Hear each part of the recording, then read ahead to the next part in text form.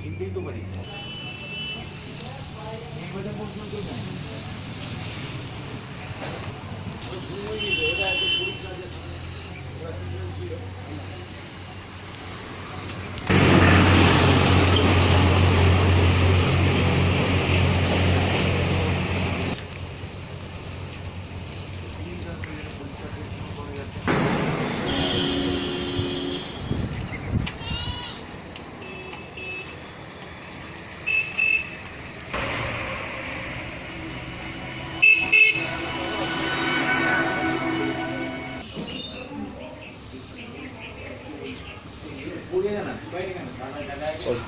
Pages वर्षा pages तो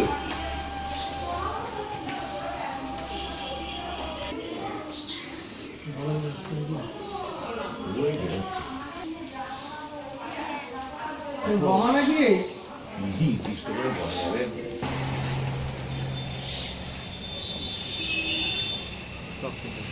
থেকে 12:35 হবে।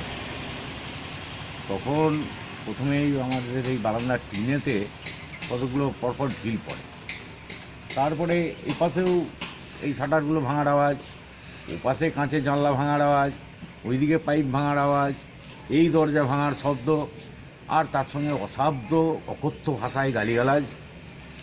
ফোন করে দেবো, রাস্তায় বেরোতে দেবো নি, কাল থেকে চোখ তুলে নেবো, খুব বার বেড়েছে, এই সব বলে অকথ্য গালিগালাজ।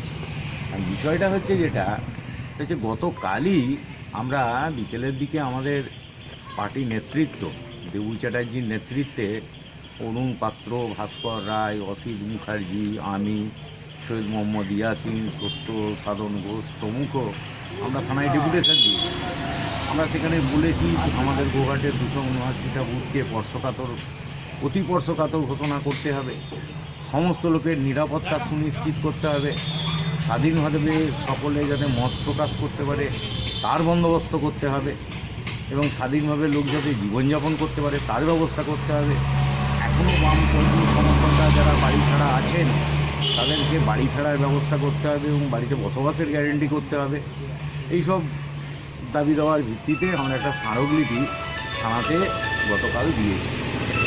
একটা মজার বিষয় আপনাদের আমি বলে রাখি, সেটা হচ্ছে গত মমতাকে 7 দিন বা 8 দিন হবে কলেজ মোড়ে আপনারা গিয়ে খোঁজ করে দেখুন, কয়েকটা দোকানে বলা হয়েছে আমি যেখানে হয়তো ওই হার্ডওয়্যারের মালপত্র কিনি, কি স্টেশনারি কিনি, কি চা দোকানে চা খায়, সব জায়গায় বলেছে তিলক ঘোষ কেন আসে, তিলক ঘোষকে কেন বসতে দাও, তিলক ঘোষের সঙ্গে কেন কারা বলেছে?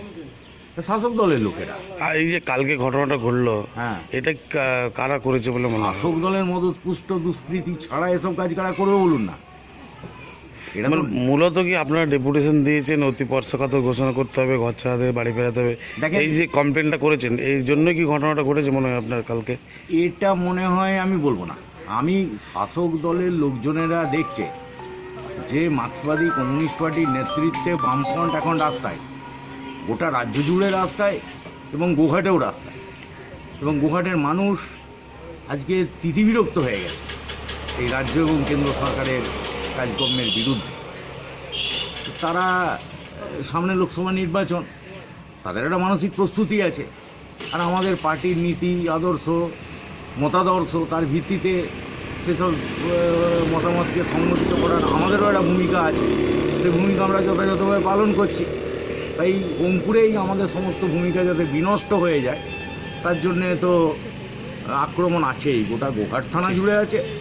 আমার ওপরে হলো গত পঞ্চায়েত নির্বাচনে, আপনাদের মনে আছে, একই দিনে মানে 1 ঘন্টার মধ্যে বলা যায় আমাদের ভাস্কর রায়, আমাদের অরুণ পাত্র, আমাদের দেবু চ্যাটার্জি প্লাস আমি, আমার নাম তিলক ঘোষ।